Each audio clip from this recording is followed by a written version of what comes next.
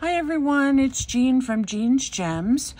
I'm coming to visit with you today to share with you a project that I've kind of been obsessed with for the last couple weeks. And this is a process used for making quilts. So if you've seen some really nice quilts and you've noticed some of the designs that look like what you see in front of you, these are made with a process called English paper piecing. So the basic idea of English paper piecing, and you can do this with different shapes besides this hexagon shape, but what you do with it is you cut out your template and then you cut your fabric so that it just barely goes over the edge, and then you make just a stitch around it. Now you have to tack down each of the corners and then you turn it over, and then of course you have a covered piece, sort of like these, and then you can join them all together, whip stitching them here. I just have mine with just taped together on the back, and it makes a really pretty design, especially when you have a couple of them together. So what I've been doing is thinking how I could use these in my junk journaling. So you can definitely make these, which are like little, they remind you of little mats or coffee coasters. And you can cover them with paper like I did. And this would be a beautiful background design for a cover. You can even make the individual elements as bases for clusters. You can also put a little hole here and make them as dangles if you're using the individual pieces. But there's a lot of things that you can do with them, and I'll show you a couple things that I have done. So these were the very first ones I made, and you all know I'm enamored with poppies. So I do have a poppy video coming up soon. Kim Newberg printed some very beautiful poppy images that I haven't gotten a chance to work with yet. So I'm hoping to do that very soon. But let me show you the basic paper process. So there are templates online for different paper piecing shapes. And there are projects online for different things, like I was mentioning before, coasters or pillows, an actual quilt, anything that you can do basically with fabric and piecing those little hexagons together that, you know, will make a beautiful project when you get them, when you get the individual groupings done. So what I have here are just different sizes.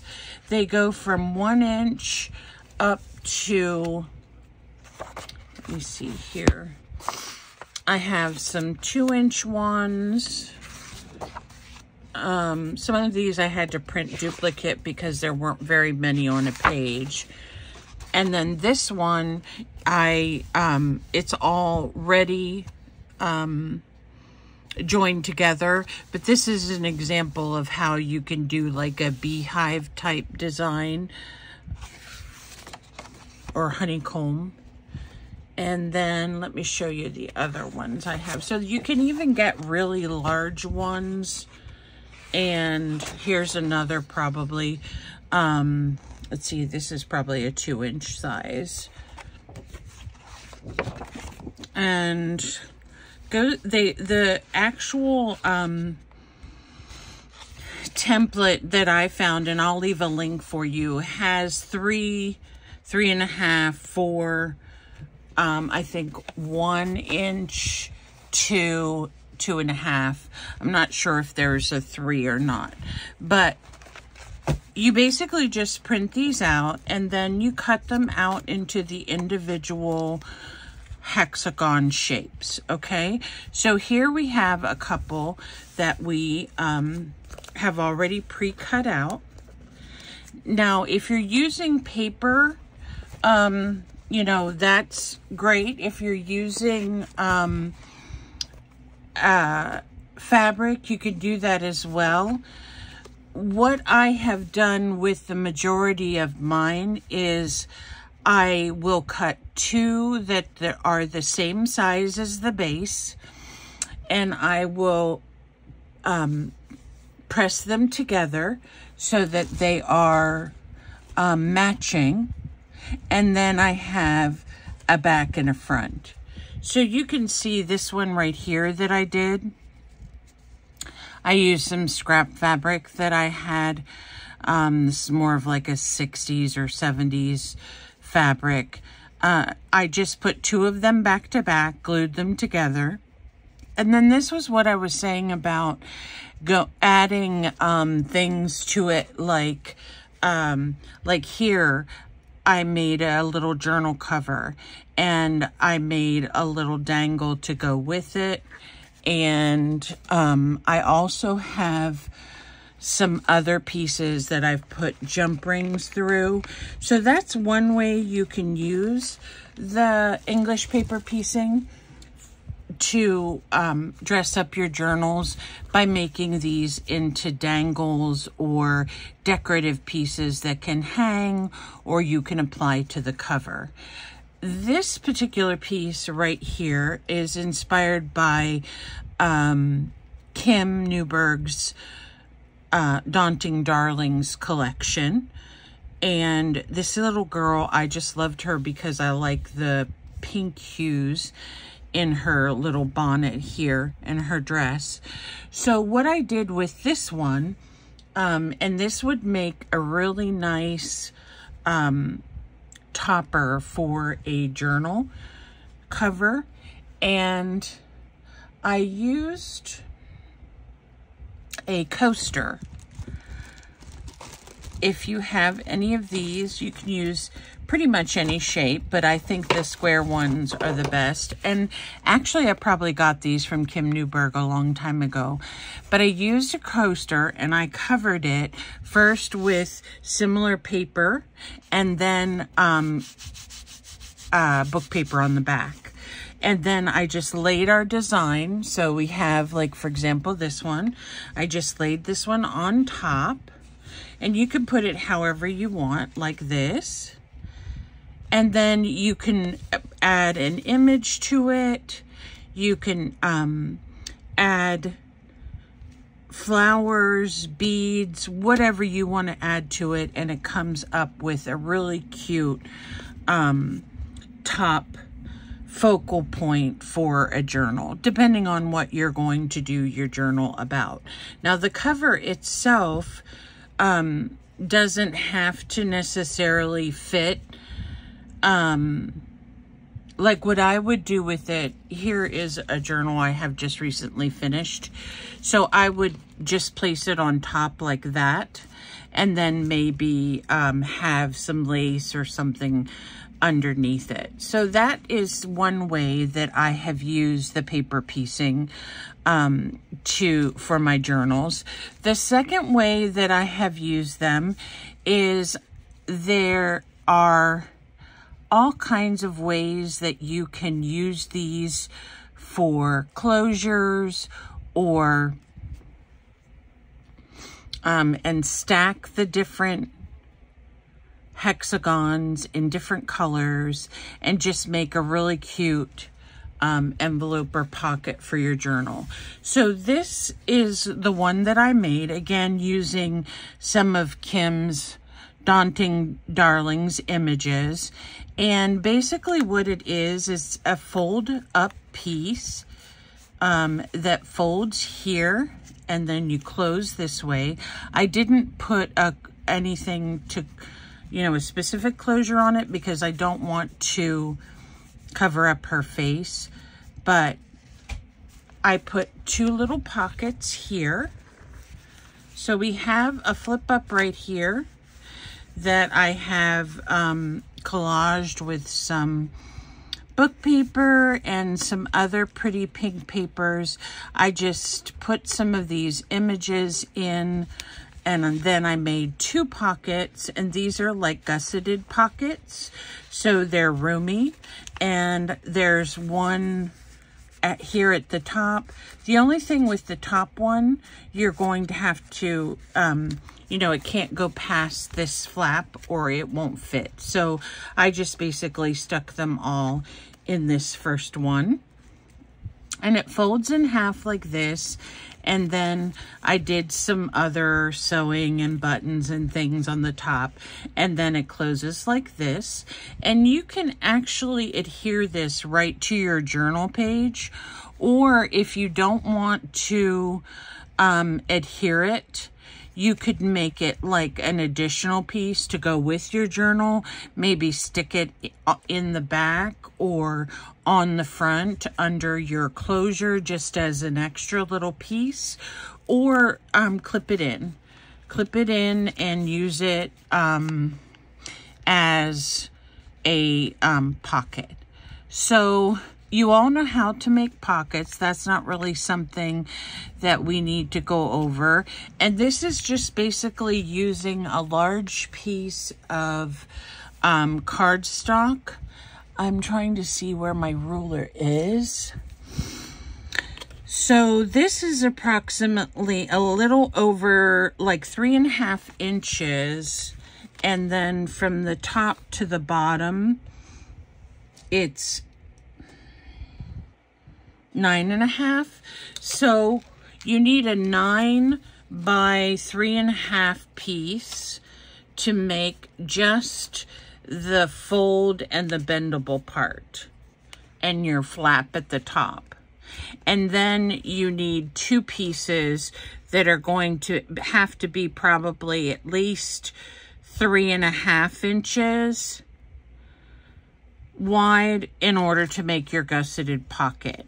So here is my version of a secret pocket to put in a journal using the English paper piecing as an embellishment or as a design. So this is something that once you learn this technique and you start to find more and more places that you can use them within your journals. So I'm just going to show you basically how I cover these. It's not any particular type of science at all. I'm going to see, I have a couple pieces of just regular some little note paper here. Let me see if I have anything else that is a little bit different color, because everything's so pink these days, for me anyway, as of late. So let me see what I have that I might like that's blue instead.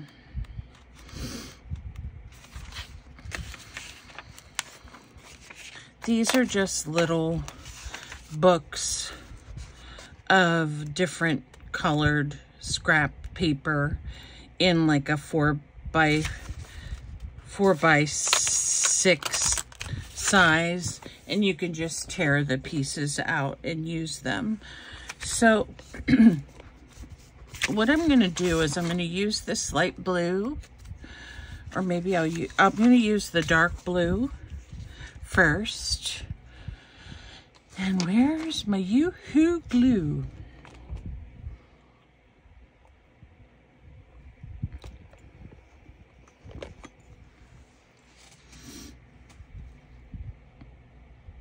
Okay. So I had talked about this before, how it appears that when you are ready to do a video, you can never find any of your stuff. And I don't know about you, but I'm joining the Messy Desk Club, because I can never find anything. My whole craft room is like a disaster. So you put glue. You don't have to put glue on the front, but you can if you want to. I'll just show you that method so that your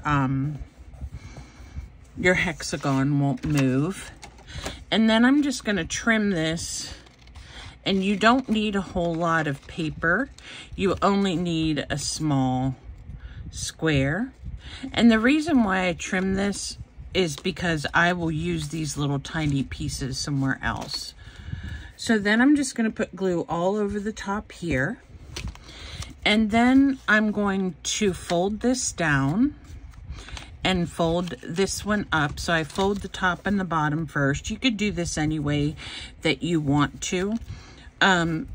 It's a good idea to cut off the ends a little bit. Otherwise, you'll end up with a lot of bulk on the back. Now, this paper that I'm using is very thin, so you can't really, you know, it's not going to cause a whole lot of bulk. But there you go. We have our first hexagon made. Now, what I'm going to do is I'm going to make a 1-inch one. And it's fun to layer these. Like I said, layering them or adding them onto other things looks quite nice. Even if you're not really a person who likes geometric designs, it doesn't really matter. You can, it doesn't lend itself to necessarily being geometric. It just is a cute design for the back of the, I'm sorry, for the embellishment. So here we go. So here we have two, and these are pretty similar in color. So what you could do in addition to this is you could take paper or lace, and you could even create yourself a ruffle around that. So let me see what I have handy. I don't think I have anything in white right at the second, because I didn't think about that.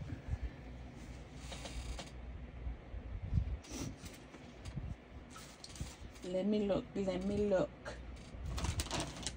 Okay, here I have, I think that's going to be too big.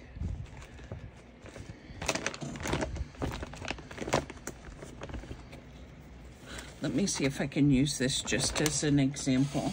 We may need a bigger hexagon, but here is some white eyelet trim.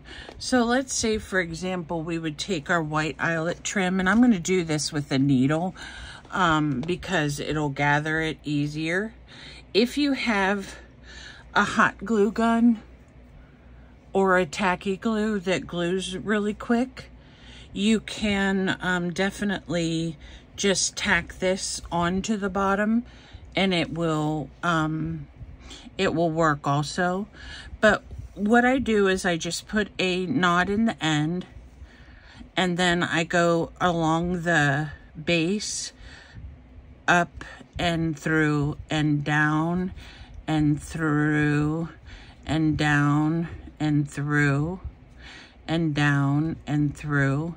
Just a little bit of length, I don't know, maybe 6 inches or so, because this is not very big. I'll check it here in a minute and see how much I need. Then you just pull your needle through, and what it does is it gathers it. So it'll gather it for you so you have a cute little ruffle. Now this needle I have is small, so it doesn't always want to pull through. Okay, so actually what I have here is probably perfect, but the problem is it's gonna cover up our main hexagon. So what I'm gonna do is let me go ahead and tie this off, and then I'm gonna cut a bigger hexagon and cover it in some blue paper so we can see. I also need to get myself a thimble because I'm forever stabbing myself. Okay, so there we have this cute little ruffly piece. It doesn't have to be exactly perfect. We can fiddle with it a little bit then and see what we may need to do to make sure it looks straight.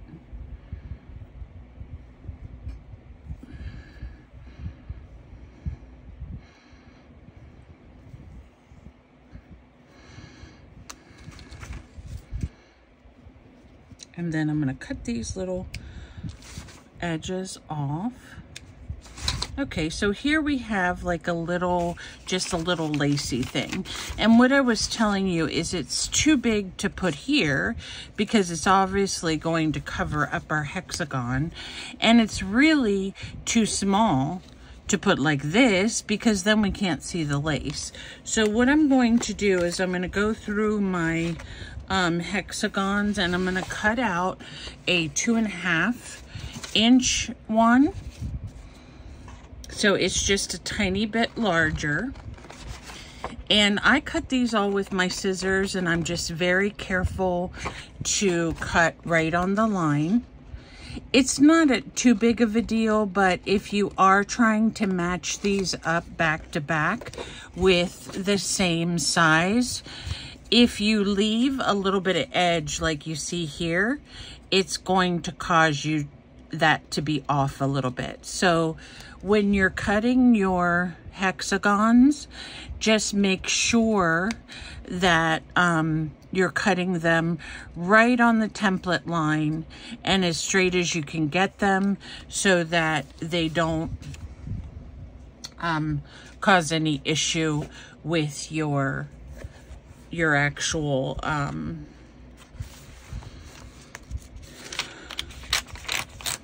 design. You don't want it to be crooked. So I'm going to go ahead and put this one on.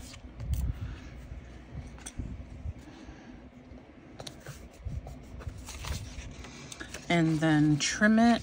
So you need to leave enough for the bottom and then trim some of this excess off the side. Oh, it's raining nice. This is the kind of rain that you like to snuggle up and read a book to. We've been so desperate for rain because of the dry conditions, and a lot of us here in the rural areas use wells, so when we don't get the amount of rain that we need, sometimes it leaves us a little short on well water. So we can, this is still going to be too big, but you know what I'm going to do? I'm going to use it anyway, but I'm not going to put it in the middle. I'm going to put it on the side. Okay, and I'll show you why I'm going to do that. So let me find my box of buttons here, and let me find a button that is blue. I have some tiny light blue ones, but I wanted a little bit bigger one.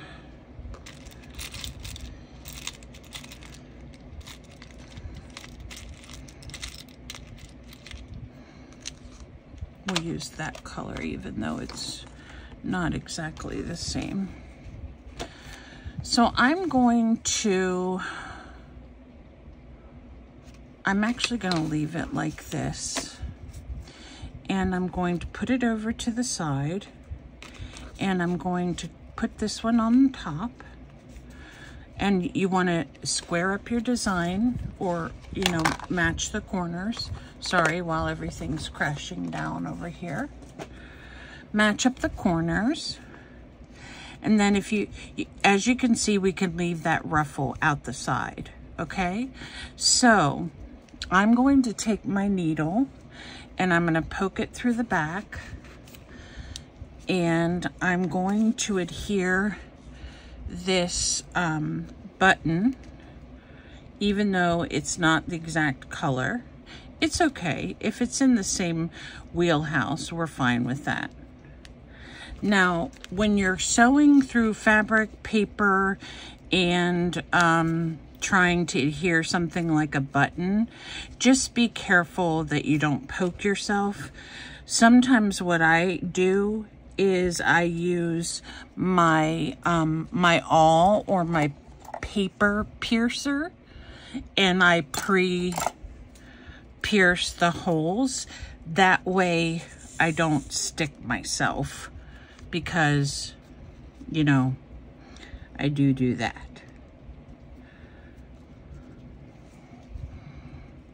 And this is the problem I have then, is being able to go back through a second time because of the thickness of the paper. Let me see if I can get this to go through one more time just to secure it. And then, and if you don't want to use a needle and thread, you don't have to. If you don't want to cover these in paper, you can cover them in fabric instead. You can use a mix like we did here. We used fabric and we used paper. So you can do your little embellishments any way that work for you. With being primarily taught as a mixed media artist, I do a lot of mixing of fabric and paper together. I like the texture that it gives. Okay, so here we have this cute little ruffle here. Now, the ruffle, let me just make sure it's the way I want it to be. I want to put this in a tiny bit more because I don't want the center of the ruffle to stick out. So I'm probably going to use another blue button. This is just a little tiny one. Oops, that's green. And I'm going to use this white one, and I'm going to use this little tiny blue one.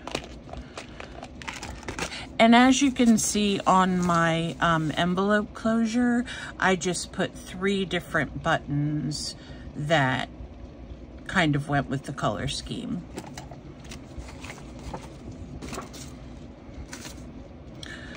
Okay, so let me poke through here.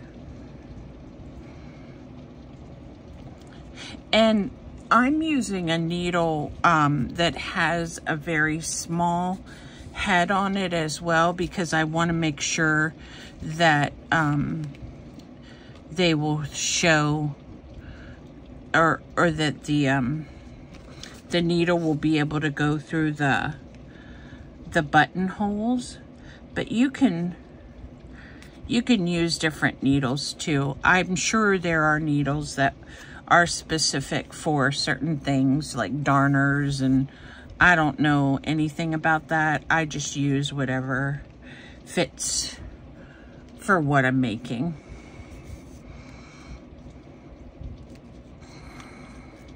So I just wanted to check with you all and see how you were doing, and ask a question about you know, in general, where do you find your inspiration? Are you a big YouTube watcher? Do you surf the internet? Where do you normally find your inspiration for your designs that you're going to come up with for your projects? There was a post not too long ago. It was kind of a poll of sorts. Do you overthink, or do you just go with the flow? And I think I have been guilty of overthinking a lot in my life, in different aspects, but with art, I don't. I don't know why. It's just, I will come up with something and I'll just go with it. And I think that overthinking it doesn't really afford you the opportunity to make something as organic as you would if you relied on just pure creativity. But that's just my general take on it. Some people would feel differently. So what I'm going to do is, because I have put the buttons over here in the side, the grouping of the 3, I'm having a little bit of a problem with the one, the second,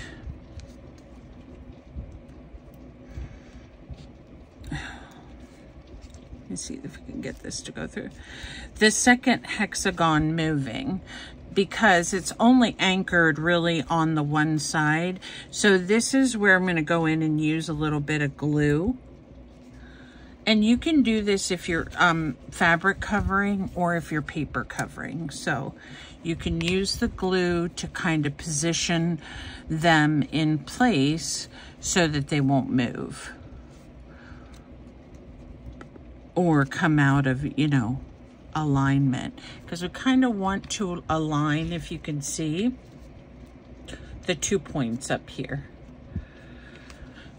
So for that, I'm going to use some of my beacon glue because it just dries faster.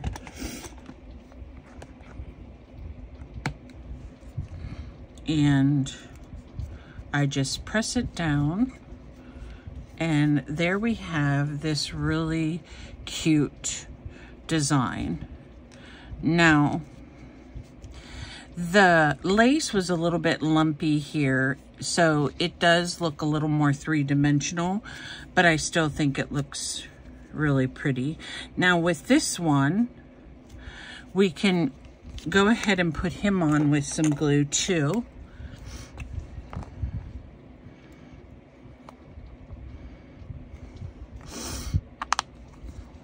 And we're just going to position this so that it's right in the center of the other 2.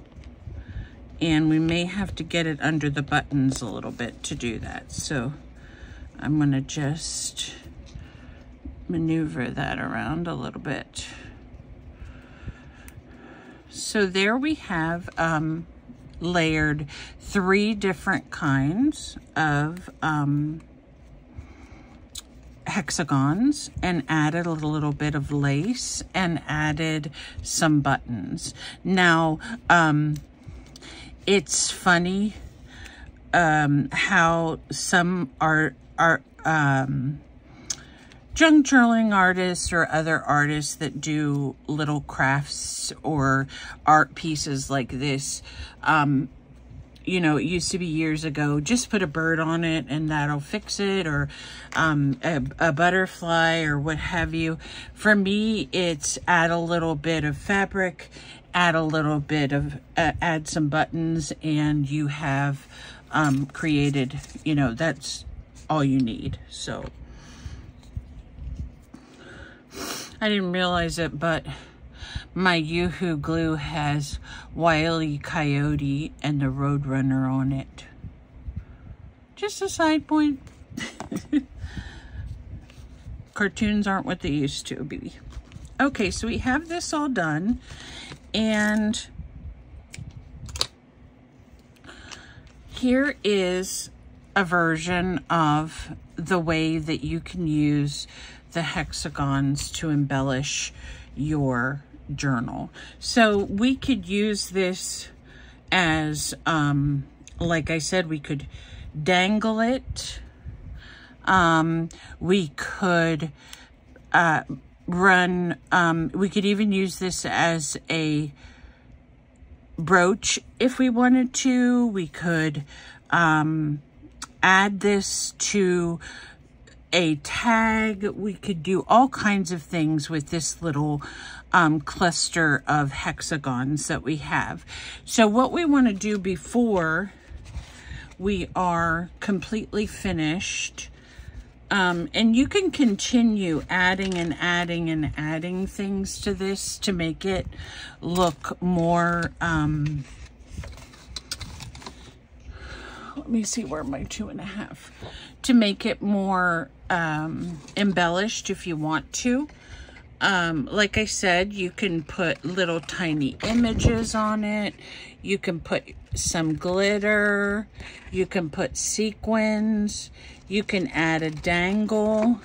You can add a butterfly or a bird, or, you know, anything that you feel goes with your base creation. So what I'm going to do now is I'm going to take just some regular book paper. This is just a cheap dictionary that I got at the thrift for 50 cents. So I'm going to take this. I don't want any of the white edges, so I'm just going to go like this around it and trim it out to a square. And then I'm going to cover this so that I can have a backing for my little cluster that I made. That way, if you do have this laying down in a position or hanging or anywhere where they may see the sewing that you did on the back, that's not going to matter because we are covering the hexagon back with just some simple book paper. So when you put this on, you want to line it up as close as you can. And this is what I was talking about, making sure that you cut your hexagons as close to the template size as possible, because if you don't, it will overlap. Now, that's not a huge issue for me if it overlaps a tiny bit, as long as it's overlapping evenly on each of the sides. The reason why is because when you look at it from the front, then it almost looks like you have another tiny layer there on the back. So it doesn't really look, it looks like it was supposed to be there if you do cut it a little bit big. So this is how I use the hexagon English paper piecing in my journal. And you can make these little embellishments. You don't have to sew. Like I said, if you're not great with sewing, you can use hot glue and just put a dab, fold, so you can get a ruffle. You don't have to have any specific papers or fabrics. You can use whatever you want, and just make yourself something that matches the journal that you're working on. So there we have the final product. And I've also noticed that if you look at this one that I made here, they kind of remind you of award medals, or even we were talking about a brooch or a little putting a little safety pin here and making this for your sweater or your coat. So if you're going to do a specific event of sorts, like let's say you are going to a baby shower and you want to make a bunch of these for a baby shower, they would be so cute. You can do them in the colors that you want, either blue or pink or yellow or green. And then the mother can just pin it right on her sweater or her blouse. They're also really cute for package wrapping. You could use this as a bow of sorts and then just wrap your ribbon around it. And they're so easy and quick to make. You can make yourself several in just a short period of time and have a whole bunch on hand for whatever you wanted to use them for. So these are my suggestions for how to use them in your junk journaling, to use them as little embellishments or closures, or as I mentioned earlier, possibly toppers for a journal. So you have a variety of things that you can do with these. And I hope you found that the process is easy and fun. And if you're like me and you like paper crafting and you also like stitching, this is a great little project to do with that. So I want to leave you with just a quick flip through of a journal that I finished. I've been trying to task myself to get a journal done at least one a month, because you know, I have so many projects I want to do. I have to write them down or I forget. But this is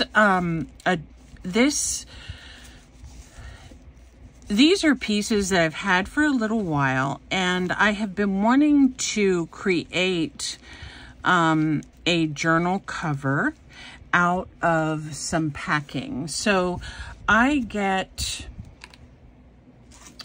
these prime envelopes when I order something from Amazon, and I've gotten some envelopes from some other things too. So on this one, I used my sewing machine a lot to sew some things, but this is just a piece of thread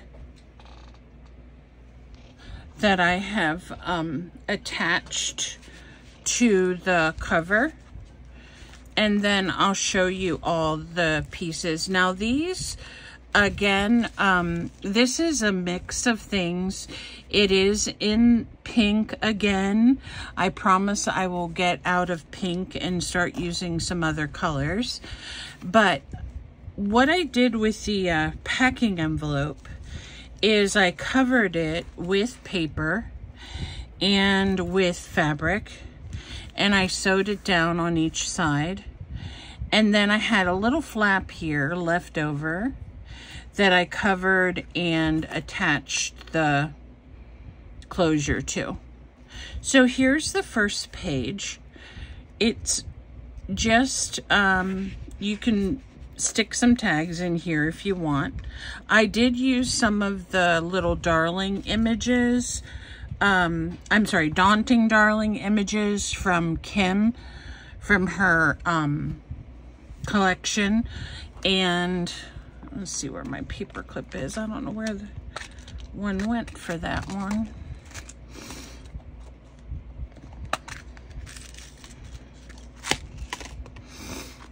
And my idea with this piece right here, it flips out like this. Let me show you. So it flips out like this, and you have 3 little pieces, okay, that flip out.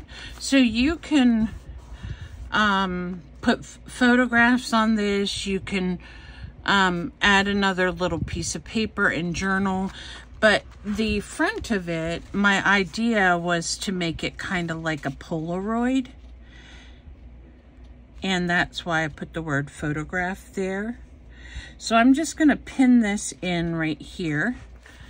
And she's one of the small images that Kim has. So to get these images, you will have to go on her coffee shop, and you will look on the membership side.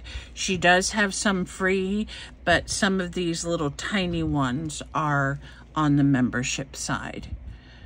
And then this is just like a journaling card. And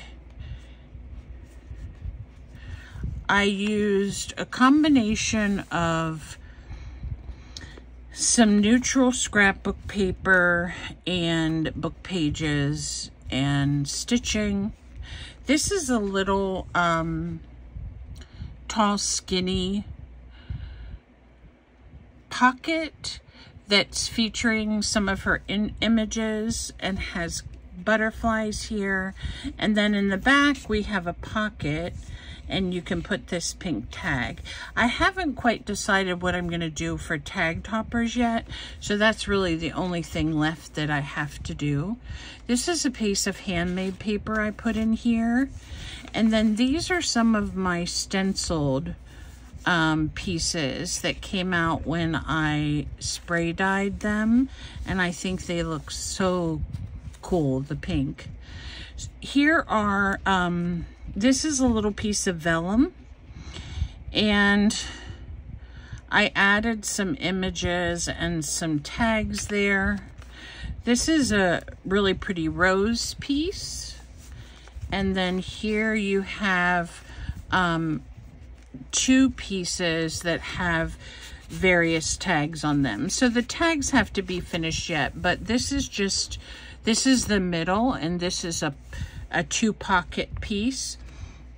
This little gem is it's a tag design, but it opens up into this really cool stenciling design, and then it has a little pocket here with the tag. And on the front, I used one of her images. This is also from her membership site. She has some labels. I used those. And on the back here, we have another image that I stitched around. And this is just a rough piece of paper that I sewed on into a pocket. So then just going back through, these are the opposite sides of the pages we just looked at. And then here I took a paper bag and I covered it on all sides. And you can open it here. You can see it's a paper bag, and you can put something in it if you would like. You know, secret note or something. And then on the back, I made it so that you could slip some tags or something in here. And then this is a paper clip that I made with one of her images and a ribbon rose. So I just clipped it so that I could clip this into the book.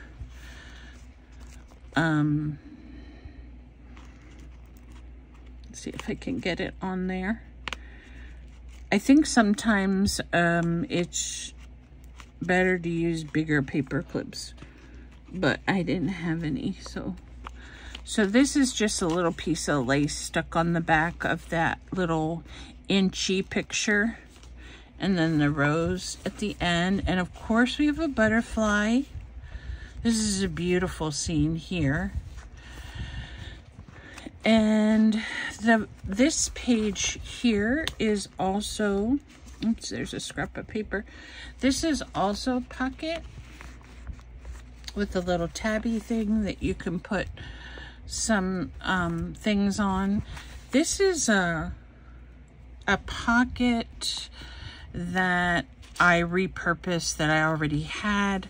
I just put the flowers on it and then made these two little tags to go in the back. It's kind of a gusseted pocket, so it does fit a little bit more. And then again, we have this is the back of the journal. So I think this was really fun. It's not, it's definitely my style as far as the designs and the colors and the images. And of course I sewed this ruffle as well, and this is the other piece of it. So as you can see, some of the things that I did, like the cover, definitely trial and error, but I just like the way that it just fits all in there together. And there you have this cute little pink journal. So I don't know where my dangle went. It probably went on the floor because you know my messy desk. But there is my project that I worked on and finished. Here is our little hexagon embellishment. Here is our journal topper. And then here is our pocket. So this is what I was telling you about adding this as just a little addition. You can just stick it in the back here as an additional piece to your journal, or this is actually the front. This is the front, but this is the front. I don't know.